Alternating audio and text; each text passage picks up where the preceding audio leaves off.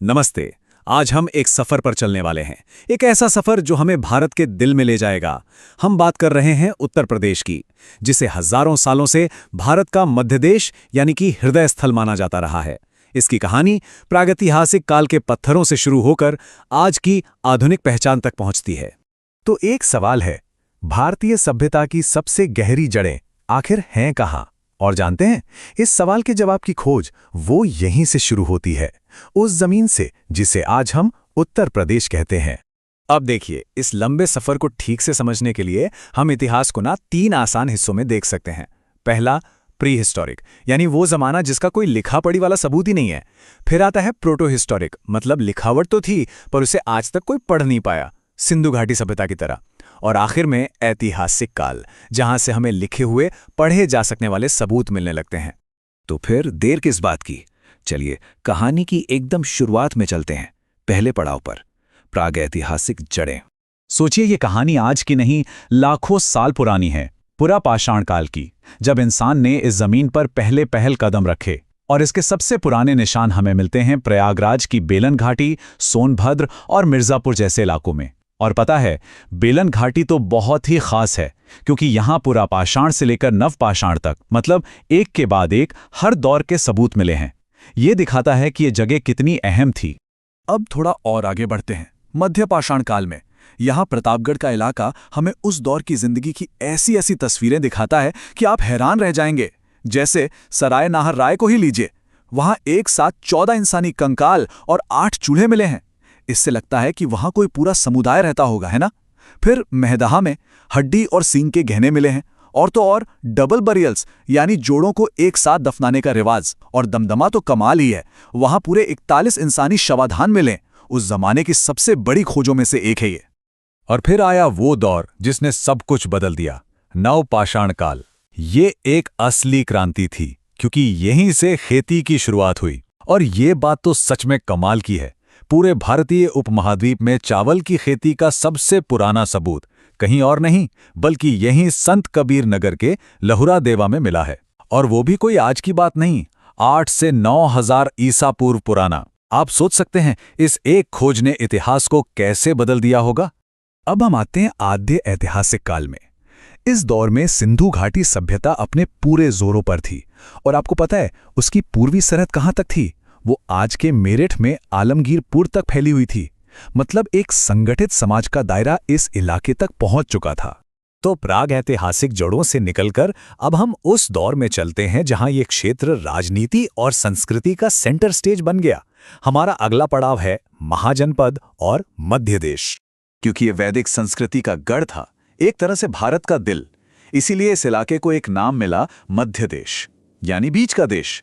गंगा के उपजाऊ मैदानों ने इसे राजनीति, धर्म और ज्ञान का ऐसा हब बना दिया था कि हर किसी की नजर यहीं पर थी। और ये कितना जरूरी था, इसका अंदाजा आप बस एक बात से लगा लीजिए कि उस जमाने के 16 महान राज्यों यानी महाजनपदों में से 8, जी हां, 8 महाजनपद अकेले आज के उत्तर प्रदेश की जमीन पर थे, आधे से ज्यादा। तो चलिए जरा इस पुराने पॉलिटिकल मैप पर एक नजर डालते हैं। पूरब में थी ज्ञान की नगरी काशी, जिसकी राजधानी वाराणसी थी। ठीक बगल में था पावरफुल कोसल, जिसकी राजधानी कभी अयोध्या तो कभी श्रावस्ती हुआ करती थी। और यहीं एक बहुत ही दिलचस्प गणराज्य भी था, मल। यहां कोई एक राजा नहीं, बल्कि लोगों का शासन था। सोचिए। अब अगर पश्चिम और उत्तर की तरफ चलें तो यहां हमें वो नाम मिलते हैं जो महाभारत की कहानियों से जुड़े हैं। ये देखिए, ये था कुरु, जिसकी राजधानी हस्तिनापुर थी।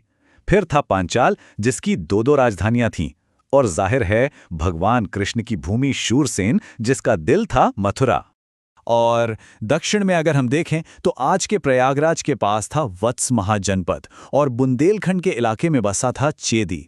तो कुल मिलाकर ये जो 8 महाजनपद थे, इन्होंने इस जमीन को प्राचीन भारत की राजनीति का वो एपिसेंटर बना दिया था, जिसे कोई भी नजरअंदाज नहीं कर सकता था। लेकिन देखिए, वक्त के साथ पावर सेंटर्स भी बदलते हैं। अब हम कहानी के तीसरे हिस्से में ये देखेंगे कि कैसे सत्ता का केंद्र उत्तर भारत में ही एक जगह से दूसरी जगह शिफ्ट हुआ। तो तीसरा पड़ाव है शक्ति के बदलते केंद्र।